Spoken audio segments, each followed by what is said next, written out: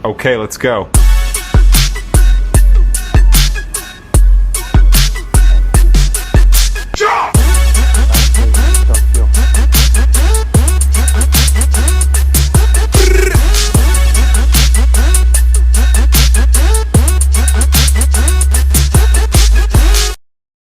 Pergasan Bangla.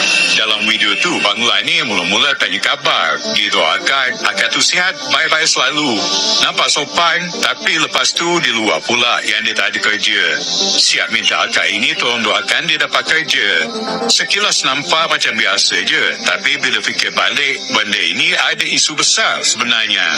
Ramai rakyat Malaysia sekarang makin celik undang-undang, terutamanya isu warga asing. Kalau betul dia baru masuk Malaysia dan tengah cari kerja, itu dah salah. Dia bukan pelancong, bukan warga negara, tapi boleh pula lepak bebas, siap boleh ambil grab. Pelik, sepatutnya kalau masuk ikut ejen, kerja dah ready, permit kerja pun dah siap. Semua urusan patut clear sebelum dia jejak kaki ke tanah ini. Bukan masuk dulu baru nak merayau cari kerja macam ni. Kalau dia dah diberhentikan kerja pula, majikan dia lah yang wajib hantar balik. Itu termaktub dalam peraturan. Tapi ni, bebas lepas, siap minta doa lagi. Assalamualaikum, ha? Assalamualaikum. You tengoklah. Ini kedai Bangladesh ini. Kedai Bangladesh macam mana dia masak. You tengoklah. Dia punya keadaan macam mana. MBSA, tengok. Dia orang masak macam mana. Bakar sudah 6 bulan, 7 bulan bakar. Tapi dia masih belum betul ini kedai. Jalan Perkhidmatan, Kampung Baru, Sungai Buloh. Nombor kedai 26, 27. Tolong ambil perhatian, ha? Saya tengok-tengok. Kiri kanan semua sudah buat kedai. Okey? Perhatian, ha, MBSA. You tengok dia orang punya keadaan belakang tempat masak. Kalau orang Malaysia, you orang cepat saman, ha? You tengok ini orang asing punya kedai ni. Restoran Habibah. Tengok-tengok. Saya hari ni terpanggil nak buat FYP. Tolong MBSA. Warga Bangladesh mencatatkan bilangan pekerja asing paling ramai di Malaysia dengan 803,334 pemegang pas lawatan kerja sementara PLKS yang masih aktif. Menteri Dalam Negeri Datuk Seri Saifuddin Nasution Ismail berkata jumlah itu adalah 37% daripada jumlah keseluruhan pekerja asing di Yo minasan konnichiwa, apa kabar semua? Assalamualaikum warahmatullahi wabarakatuh. Tidak lupa pula kita ucapkan salam ye what's up untuk pakcik makcik di negeri mola-mola sana. Pembahasan kali ini adalah tentang orang Bangladesh yang selalu menyebut tenaga kerja Indonesia itu berjuta-juta katanya di Bangladesh. Dalam kenyataannya itu bohong. Dan tenaga kerja yang paling banyak saat ini adalah dari Bangladesh, hampir 40%. Dan ini menciptakan banyak kerusuhan, kasus pemerkosaan baru-baru ini, dan sebagainya. Ya makin banyak orang, makin banyak ulahnya kan. Jadi tenaga kerja Indonesia sudah semakin sedikit dan itu menurut saya sangat bagus sekali.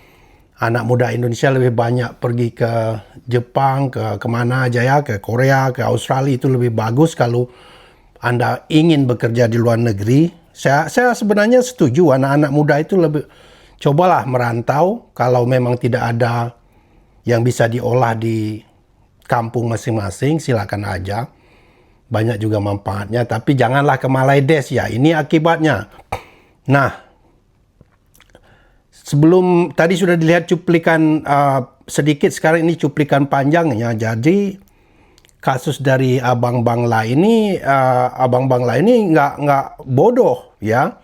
Mereka datang pertama di pekerjaan 3D, dirty, dangerous dan difficult, yang istilahnya pekerjaan yang kotor, berbahaya dan sukar. Sekarang mereka sudah merambah ke dunia bisnis juga, ke sebenarnya dari segi semua sisi sudah dikuasai, dari pertanian sampailah mereka berdagang, dan ini menjadi kasus besar.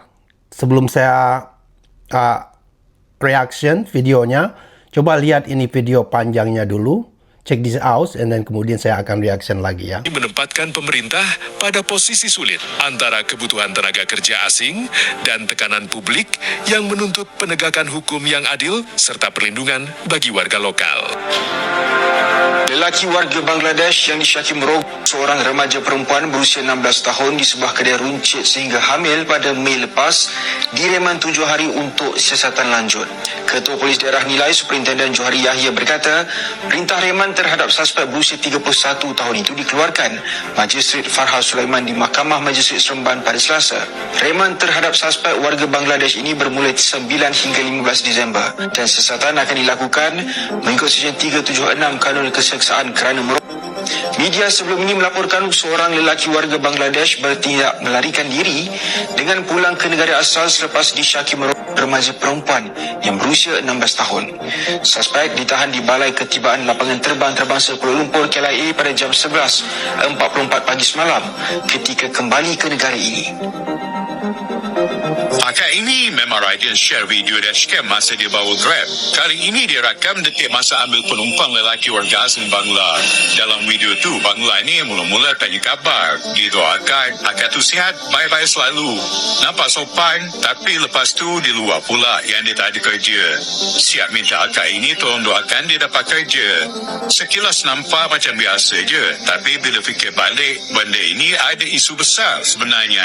Ramai rakyat Malaysia sekarang makin celik undang-undang, terutamanya isu warga asing. Kalau betul dia baru masuk Malaysia dan tengah cari kerja, itu dah salah. Dia bukan pelancong, bukan warga negara, tapi boleh pula lepak bebas, siap boleh ambil Grab. Pelik, sepatutnya kalau masuk kerja dah ready, format kerja pun dah siap. Semua urusan patut clear sebelum dia jejak kaki ke tanah ini. Bukan masuk dulu baru nak merayau cari kerja macam ni. Kalau dia dah diberhentikan kerja pula, majikan dia lah yang wajib hantar balik. Itu termaktub dalam peraturan. Tapi ni, bebas lepas, siap minta doa lagi. Assalamualaikum, ha? Assalamualaikum. You tengoklah. Ini kedai Bangladesh ini. Kedai Bangladesh macam mana dia masak. You tengoklah. Dia punya keadaan macam mana. MBSA, tengok. Dia orang masak macam mana. Bakar sudah 6 bulan, 7 bulan bakar. Tapi dia masih belum betul ini kedai. Tengok. Jalan Perkhidmatan, Kampung Baru, Sungai Buloh. Nombor kedai 26, 27. Tolong ambil perhatian, ha? Saya tengok-tengok. Kiri kanan semua sudah buat kedai. Okey? Perhatian, MBSA. You tengok dia orang punya keadaan belakang tempat masak. Kalau orang Malaysia, you orang cepat saman, ha? You tengok ini orang asing punya kedai ini. Restoran Habibah. Tengok-tengok. Saya hari ini terpanggil nak buat FYP. Tolong MBSA. Warga Bangladesh mencatatkan bilangan pekerja asing paling ramai di Malaysia dengan 803,334 pemegang pas lawatan kerja sementara BLKS yang masih aktif. Menteri Dalam Negeri Dato' Sri Saifuddin Nasution Ismail berkata jumlah itu adalah 37% daripada jumlah keseluruhan pekerja asing di Malaysia.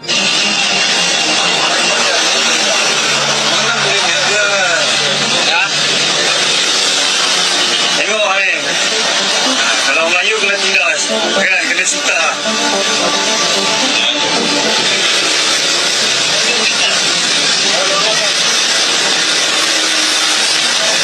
Nampak? Bebas peniaga. Tengok ni PBT. Kerajaan Malaysia, kan? Kalau orang Melayu kena tindas, kena sita. Tapi warga asing boleh niaga. Boleh ya macam? Datang semua kemas. Selamat Hari Raya ya semua. Saya mau bagi tahu ini kita orang Bangladesh pun sudah menyumbang sama ekonomi Malaysia. Saya bagi tahu ini Sungai Buloh bagi sama Bangladesh. Kita punya orang angkat ini Sungai Buloh. Kalau itu Rohingya dia mau angkat Selayang, itu dia punya pasal. Tapi Sungai Buloh Melayu je dia kacau. Okey? Tak puas hati boleh call sama saya. You Bangladesh orang apa? Saya Bangladesh. You pun sama Bangladesh orang. Tapi you jual makanan macam ni, ada suntikan lah. Ada ambil itu kesihatan. Immigration ada keluar permit niaga, tak boleh kan? Alright, baiklah. Kasus pemerkosaan terjadi dan itu sangat menjadi heboh di Maldives, masuk berita nasional dan sebagainya kepada orang lokal sehingga perempuannya hamil baru 16 tahun. Abang Bangladesh mencoba melarikan diri, ketangkap di bandara ya. Umurnya 31 tahun. Ini bisa terjadi karena ya semakin banyak orang makin banyak tingkahnya, mungkin faktor ya namanya manusia, ada apapun suku bangsanya, ada yang baik, ada yang buruk. Walaupun di Jepang ini nggak semua orang Jepang juga baik, ada juga yang buruk, ada juga yang kriminal. Bukan nggak ada kriminal di sini, sama aja. Yang menarik kita bahas di sini adalah saya melihat ada kebencian yang bercampur dengan kecemburuan sosial warga lokal, terutama orang Melayu ya di sana. Dan ini menurut saya simalakama. Kenapa? Orang Bangladesh datang ke Malaysia karena kalian undang, kalian fasilitasi, kalian membutuhkan mereka. Bukan mereka datang secara ilegal saja. Itu tidak mungkin. Kamu tidak bisa, apalagi negara maju seperti Jepang ini, nggak bisa kamu datang ke sini umpamanya jadi turis terus ilegal. Sebentar saja kamu ketangkap. Karena majikan di Jepang itu nggak bakalan mempekerjakan orang ilegal. Yang nggak punya visa kerja nggak bakalan. Nah, ini berbeda dengan Maldives. Cukong-cukong di Maldives ini senang sekali mempekerjakan orang-orang ilegal itu. Makanya banyak sekali human trafficking, promosi di Indonesia agar mereka menjebak orang Indonesia datang ke sana dan jadi tenaga kerja ilegal. Kata orang tuh dari, saya lihat channel Bang Wan Windun ngomong, orang NTT itu saking dibodoh-bodohin mereka ngomong di Maldives itu keran air aja, air bir, bayangin. Ya yang kena jebakan itu orang-orang awam lah, orang-orang bodoh yang masih lugu, yang masih percaya ya. Dan ini 100% kita nggak bisa salahkan tenaga kerja ilegal di Maldives. Karena apa? Karena mereka cukong-cukong di Maldives tuh, bos-bos toke-tokenya memang suka mempekerjakan orang ilegal. Yang legal saja datang ke sana itu dibayar gaji murah, nggak sesuai, lari.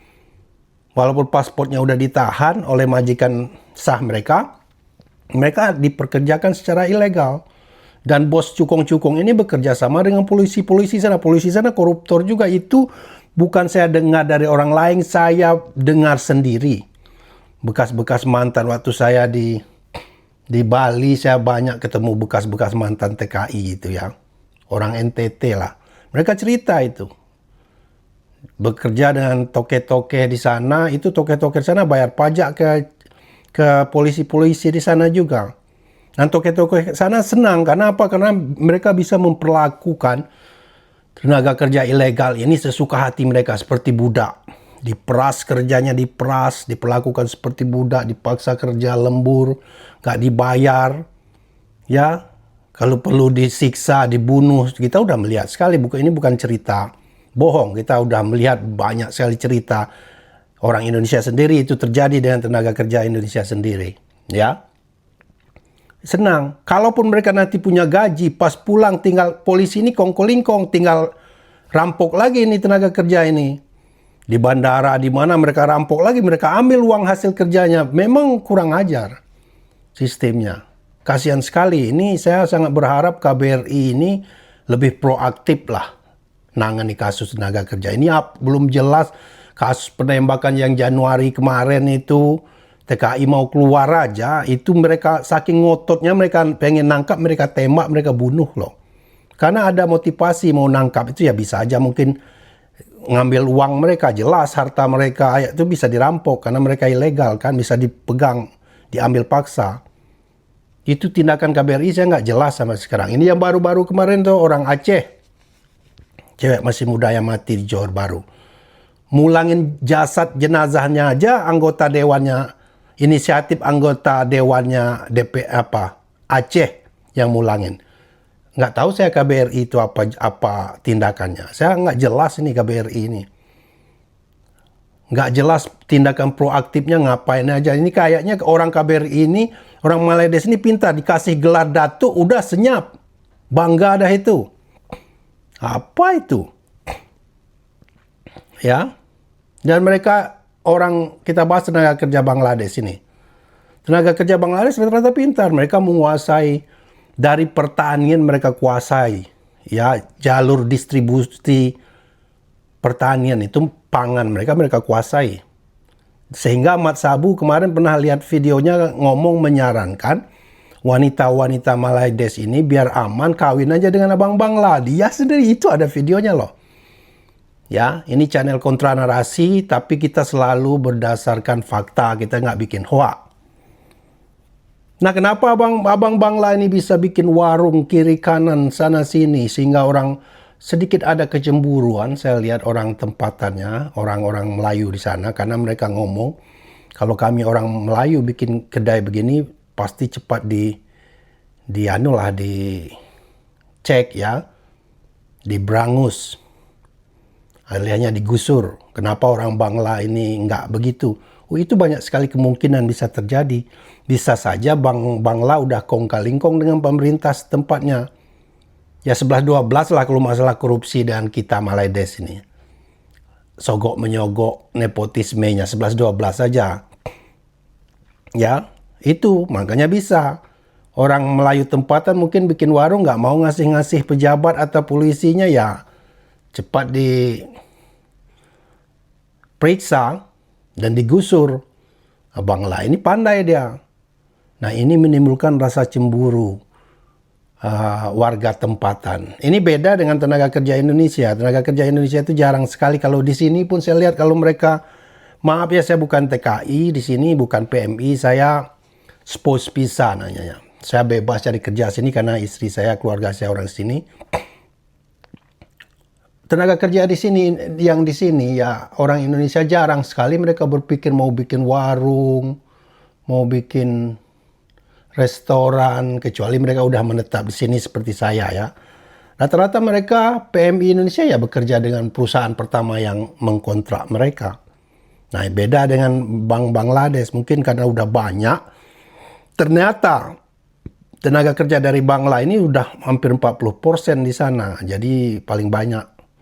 Tentu mereka punya channel, punya koneksi, ya biasa-biasa aja. Dan Bangladesh ini, abang Bangla ini saya salut juga, saya nggak merendahin dia. Di Jepang ini sendiri ya, di daerah Shin-Okubo, itu warung-warung halal, muslim atau warung-warung ini Asia, itu banyak sekali orang Bangladesh jualan. Mereka memang punya sense of bisnis mereka, otak bisnis mereka ada. Jadi memang bisa kalah lah orang-orang tempatan bangsa Melayu tempatan yang malas, yang terbiasa disubsidi ya. Itu aja.